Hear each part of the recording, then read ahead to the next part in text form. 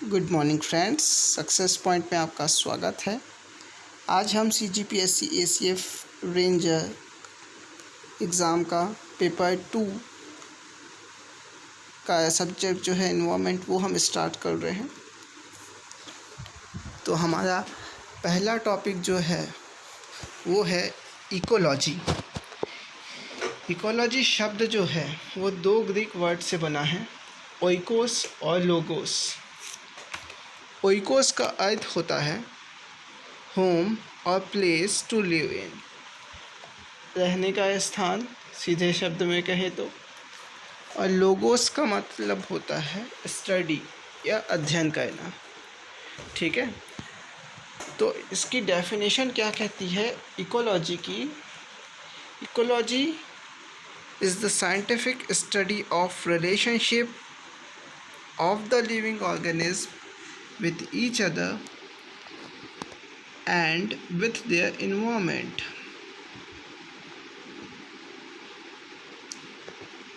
Ecology क्या होता है? Scientific study of the relationship of the living organism with each other.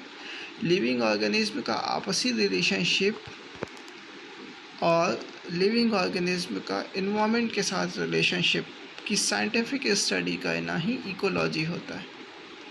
ठीक है, अब जो नेक्स्ट है वो है environment and it's component. Environment क्या होता है?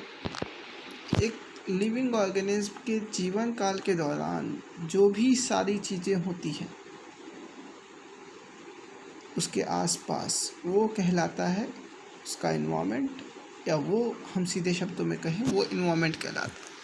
एवरीथिंग दैट सराउंड्स और affect an organism during its life time is collectively known as its environment. अब देखते हैं कंपोनेंट्स क्या क्या होते हैं इन्वायरमेंट के। इन्वायरमेंट्स के दो कंपोनेंट्स होते हैं, एबायोटिक कंपोनेंट और बायोटिक कंपोनेंट।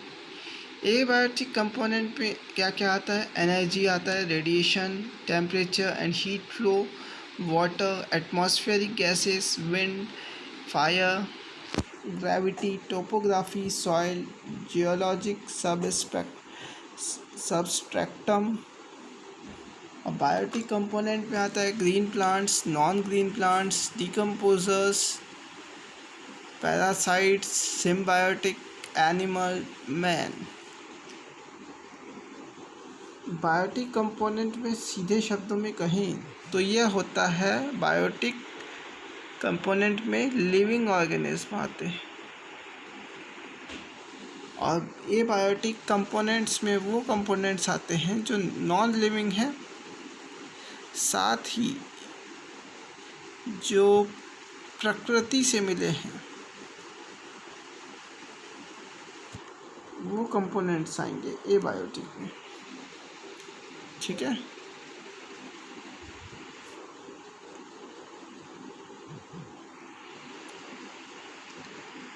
नेक्स्ट देखते हैं levels of organisations in ecology. पहला है individual. Organism is an individual living being that has been ability to function or act independently. It may be plant, animal, bacteria, fun. Organism में केवल एक living being आता है, एक individual living being आता है। इंडिविजुअल में एक इंडिविजुअल ऑर्गेनिज्म आता है बोले तो, जो कि एक्ट और फंक्शन कर सकता है, जिसमें एबिलिटी हो टू एक्ट और फंक्शन इंडिपेंडेंटली, जो स्वतंत्र रूप से एक्ट या फंक्शन कर सकता है। इट में बी ये प्लांट भी हो सकते हैं, एनिमल भी हो सकते हैं, बैक्टीरियम, फन, ये सब हो सकते हैं। नेक्स्ट देखते हैं पॉपुलेशन। जो ग्रुप ऑफ इंडिविजुअल्स होता है, सीधे शब्दों में कहें तो group of individual is population. Group of living organism of a particular species are called organisms, are called population. Population is a group of organisms, usually of the same species, occupying a defined area during a specific time. The main factors that makes population increase are, population increase करने वाले जो कारक हैं वो दो कारक हैं, एक तो है बर्थ और एक है immigration. The main factors that decrease the population are death and immigration.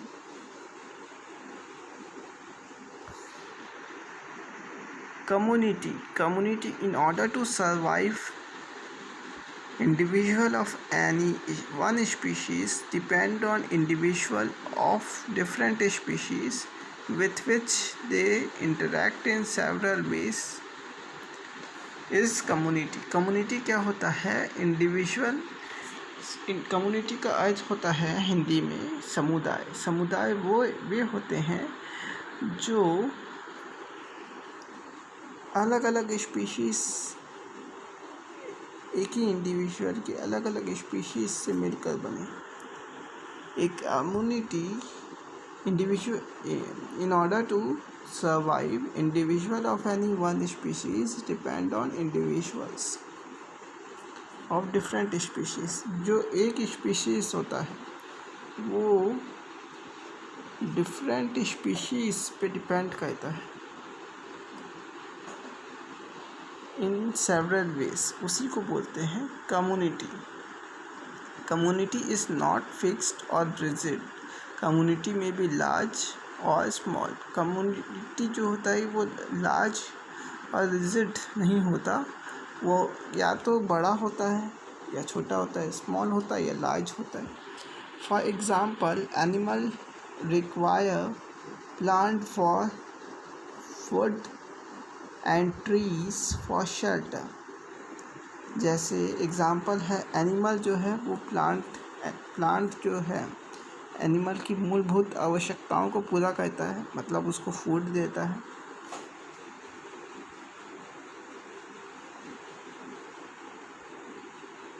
और ट्रीज़ भी जो है वो शेल्टर देता है प्लांट एनिमल्स को. एनिमल्स को दो जगह से फूड मिलता है, एक तो प्लांट से और एक ट्रीज से. ठीक, तो अब टाइप्स ऑफ कम्युनिटी देखते हैं.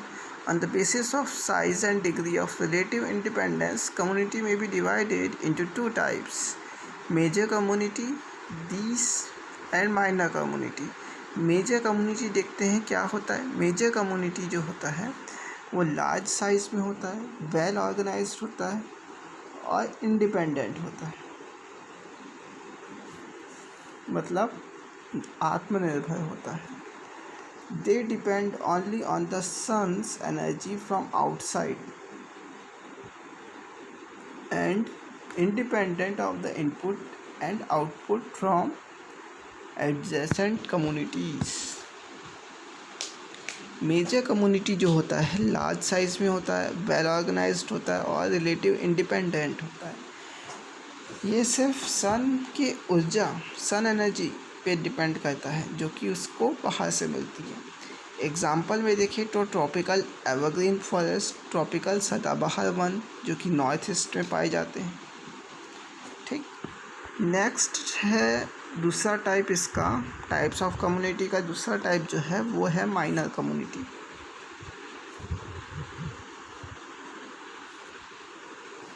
माइनर कम्युनिटी में देखें तो this are dependent of neighbouring community and are often called societies. Minor community जो होता है वो नेबरिंग कम्युनिटी पे डिपेंड करता है, जिससे हम सोसाइटी कहते हैं. They are secondary aggregations with a major community and are not therefore completely independent unit as far as energy and nutrients dynamic are concerned. Example, a mat of lichen on a cow dung pad.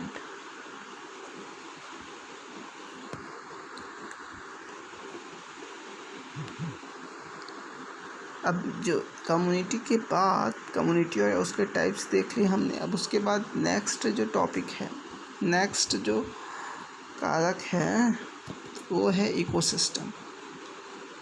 Ecosystem क्या होता है? Structural and functional unit of biosphere is ecosystem. Ecosystem क्या होता है? Structural and functional unit of biosphere is ecosystem. It consist of living beings and the physical environment both interacting and exchanging material between them।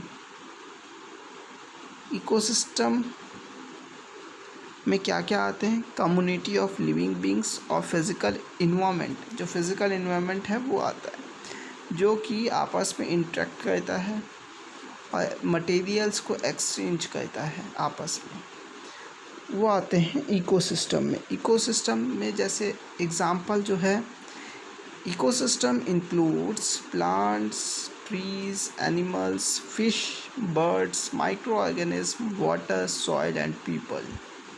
Ecosystem में ये सभी आते हैं। ठीक है, नेक्स्ट जो टॉपिक रहेगा हमारा वो रहेगा टाइप्स ऑफ इकोसिस्टम और फैक्टर्स अफेक्टिंग इकोसिस्टम। इकोसिस्टम को प्रभावित करने वाले कारक जो रहेंगे वो हमारा अगला टॉपिक रहेगा। आई थिंक आज का लेक्चर आपको पूरी तरह से समझ में आ गया होगा। ठीक है, आज के लिए हम इतना ही। अब हम नेक्स्ट क्लास में बाकी का करते हैं। ठीक है, थैंक यू।